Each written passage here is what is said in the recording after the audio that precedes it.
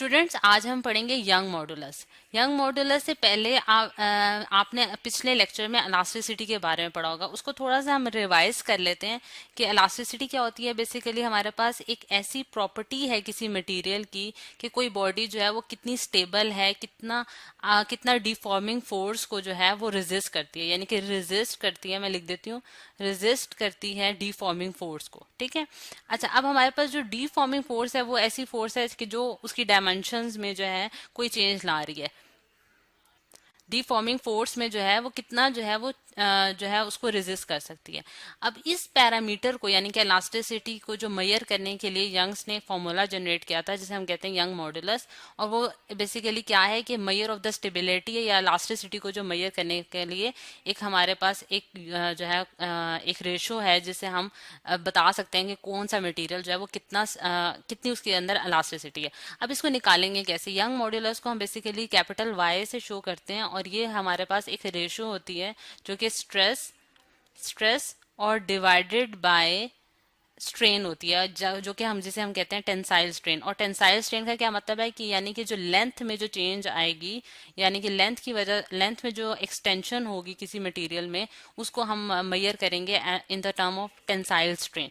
अच्छा, अब देख लेते हैं हमारे पास जो स्ट्रेस होती है, यानी कि अगर मैं स्ट्रेस को डिफाइन करूं, जो कि हमने पिछले लेक्चर में भी देखा था, लेकिन अब इसको थोड़ा सा हम दोबारा से देख लेते हैं। जो स्ट्रेस होती है वो हमारे पास अप्लाइड फोर्स होती है, फोर्स पर यूनिट एरिया होती है। ठीक है, यानी कि हम कितने एरिया पे कितनी फोर्स जो है वो अप्लाई कर रहे हैं। और हमारे पास जो स्ट्रेन होती है वो हमारे पास एक रेशो होती है, स्ट्रेन जो होती है वो हमारे पास एक रेशो होती है किन के दरमियान, यानी कि एक्सटेंडेड लेंथ, यानी कि ओरिजिनल ये extended length divided by original length. यानी कि यहाँ मैं इसको लिख देती हूँ कि हमारे पास जो एक्सटेंडेड लेंथ है, एक्सटेंडेड लेंथ है डिवाइडेड बाय ओरिजिनल लेंथ। ठीक है, यानी कि अब मैं इसको लेंथ को एल से डिनोट कर रही हूँ और यहाँ भी मैंने एल लिख दिया। अब इसी चीज को हम एक एग्जाम्पल के जरिए जो है वो फाइंड आउट करेंगे, यानी कि यंग मॉडुलस को। अब यहाँ देखें आप, हमारे पास एक, मैंने अगर यहाँ में एक एग्जाम्पल के तौर पे जो है एक दो रॉड, मतलब कि मैंने एक रॉड लिया है और मैंने इसको क्या किया है कि यानी कि ये जो इसकी लेंथ थी, जो जिसे मैं कहती हूँ ओरिजिनल लेंथ जो है वो एल नॉट है, और उस पर मैंने कोई फोर्स अप्लाई की है, एफ फोर्स मैंने अप्लाई की है, और इसकी जो लेंथ एक्सटेंड हो गई है, यानी कि जो इसकी लेंथ में चेंज आया है, इंक्रीज लेंथ हुई है, वो एल है, कैपिटल एल है। ठीक है, ये ओरिजिनल लेंथ एल नॉट है और ये जो है मेरे पास बाद में जो लेंथ बनी है आफ्टर अप्लाइंग द फोर्स, तो वो ये बनी है। अब मैं देखती हूँ कि जो इसमें जो चेंज इन लेंथ आया, यानी कि डेल्टा एल जो है वो क्या होगा, L capital L minus L not. ठीक है, यहाँ इसको, ये थोड़ा सा ख़राब हो गया, इसको मैं ठीक कर देती हूँ ताकि ये आपको सही तरह से क्लियर हो सके। अब हमारे पास ये जो है ये क्या है, एल, यानी कि जो हमारे पास रिजल्टेंट लेंथ आई है, और माइनस द ओरिजिनल लेंथ, तो ये हमारे पास चेंज इन लेंथ होगी। अब अगर मैंने स्ट्रेस फाइंड आउट करनी है, स्ट्रेस जो है वो हमने देखा था कि वो हमारे पास क्या होती है, स्ट्रेस जो होती है वो हमारे पास होती है फोर्स पर यूनिट एरिया। और स्ट्रेन जो होती है वो change in length divided by original length होती है, यानी कि चेंज इन लेंथ क्या है हमारे पास, डेल्टा एल, और ओरिजिनल लेंथ कितनी है, एल नॉट। तो अब हम देखेंगे कि यंग मॉडुलस जो है उसने क्या किया था, उसने कहा था कि जो रेशो होती है स्ट्रेस अपॉन स्ट्रेन की वो वाई के बराबर होती है, जो कि हमें बताएगा कि एक पैरामीटर है जिसे हम इलास्टिसिटी को मेजर कर सकते हैं, इलास्टिसिटी को हम कैलकुलेट कर सकते हैं किसी भी मटेरियल के लिए। तो मैं यहाँ इसकी वैल्यूज जो है वो सिंपली पुट करूंगी, एफ डिवाइडेड बाई और delta L divided by L. अब यहाँ हमारे पास डबल फ्रैक्शन है, यानी कि एक इसका न्यूमिनेटर और डिनोमिनेटर है और एक इसका न्यूमिनेटर और डिनोमिनेटर है।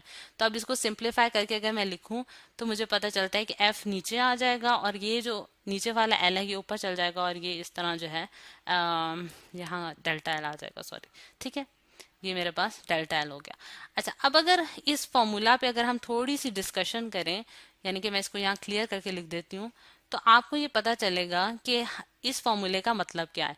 अगर हम देखें तो इस फॉर्मूले से हमें ये पता चलता है कि मेरे पास जो y है, यानी कि यंग मॉडुलस जो है वो इन्वर्सली रिलेटेड है डेल्टा एल के, यानी कि इलोंगेशन जो है, यानी कि इन्वर्सली रिलेटेड है इलोंगेशन के, यानी कि जितनी ज्यादा उस चीज किसी चीज में एलोंगेशन हो रही है उतनी ज्यादा उसकी इलास्टिसिटी क्या हो जाएगी, कम हो जाएगी। जितनी ज्यादा एलोंगेशन होगी उतनी ज्यादा इलास्टिसिटी कम होगी, क्योंकि हमें पता है कि इलास्टिसिटी बेसिकली क्या है, कि स्टेबिलिटी है किसी मटेरियल की, कि वो कितना रेजिस्ट कर सकती है एलोंगेशन को, कितना अपने आप को रोकेगी कि वो एलोंगेशन उसमें ना हो। ठीक है, और ये जो यंग मॉड्यूलस होता है ये डायरेक्टली प्रोपोर्शन टू फोर्स होता है, यानी कि जितनी आप फोर्स अप्लाई करोगे उतनी ज्यादा किसी चीज में जो है वो इलास्टिसिटी हो सकती है, पैदा हो सकती है। ठीक है, अब इसी चीज को हम एक और एग्जांपल के थ्रू भी देखते हैं कि हम लोगों ने आप लोगों ने ये सुना होगा कि जो रबड़ है वो रबड़ की जो इलास्टिसिटी होती है अगर देखा जाए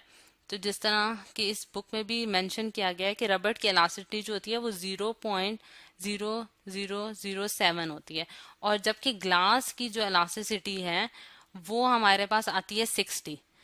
अच्छा, अब इसका इसका जो है ये यूनिट जो होगा वो क्या होगा। अब अगर पिछली से ही देखें तो हम इसका यूनिट निकाल लेते हैं, क्योंकि हमें पता है कि ये रेशो है स्ट्रेस डिवाइडेड बाय स्ट्रेन की, तो हमें पता है कि इसकी जो यूनिट आएगा यानी कि लेंथ का, तो लेंथ के साथ कैंसिल हो जाएगा, तो ये न्यूटन अपॉन मीटर स्क्वायर जो है वो इसका यूनिट बनता है, यानी कि यंग मॉड्यूलस का जो यूनिट है वो क्या है, न्यूटन अपॉन मीटर स्क्वायर।